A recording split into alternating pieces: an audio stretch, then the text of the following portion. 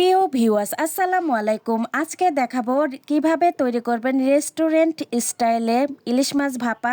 আমি ফার্স্টে 4 পিস ইলিশ মাছ নিয়েছি। ইলিশ মাছটা ধুয়ে পরিষ্কার করে সাইডে রেখে দিলাম। আর একটি মশলা তৈরি করে নিব। তার জন্য একটি পাত্রে দিয়ে দিলাম গোটা 1 চামচ সাদা সরিষা, দিয়ে দিলাম গোটা কালা সরিষা 1 চামচ, দিয়ে আমি একটু পানি দিয়ে সুন্দরভাবে নেড়ে চেড়ে পরিষ্কার করে নেব। পরিষ্কার করা হয়ে গেলে আমি 4টা কাঁচামরিচ দিয়ে দিলাম আস্ত, 4-5 চামচের মতো নারকেল কুড়ো দিয়ে দিলাম 1 চামচ বাদাম। আমি এখানে চীনা বাদামটা ইউজ করেছি, আপনারা পারলে কাজু বাদামটাও ইউজ করতে পারেন, সমস্যা নেই। তো আমি এবার এগুলো ব্লেন্ডার করে সাইডে রেখে দেবো। এবার মাছগুলি ম্যারিনেট করে নেব। তার জন্য 1 চামচ লবণ দিয়ে দিলাম, 1 চামচ মরিচের গুঁড়ো দিয়ে দিলাম, হাফ চামচ হলুদের গুঁড়ো দিয়ে দিলাম, দিয়ে আমি সুন্দরভাবে মাখিয়ে এবার সাইডে রেখে দিলাম। এবার আমি একটা পাত্রে ব্লেন্ডার করা মশলাগুলি ঢেলে নিচ্ছি। এবার আমি মশলাগুলির ভিতরে দিয়ে দিচ্ছি 1 চামচ খাঁটি সরিষার তেল, 1 চামচ টক দই, 1 চামচ চিনিটা দিয়ে আমি এবার সুন্দরভাবে নেড়ে চেড়ে ফেটিয়ে নেব।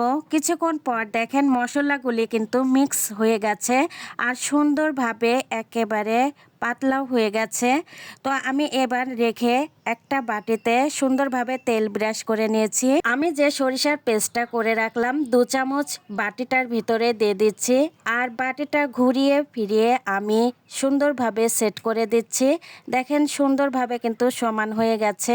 তো আমি এর ভিতরে এখন একটা একটা করে ম্যারিনেট করা মাছগুলি দিয়ে দিচ্ছি। মাছগুলো বসানো হয়ে গেলে আমি আবারও 2 চামচ সরিষার পেস্ট দিয়ে সুন্দরভাবে ঢেকে দিচ্ছি মাছগুলো, আর চারপাশটা কিন্তু সুন্দর করে সমান করে দিচ্ছি। সমান করা হয়ে গেলে আমি বাটিটার মুখ আটকে দিচ্ছি। চলেন এবার ভাপা দেওয়ার পালা।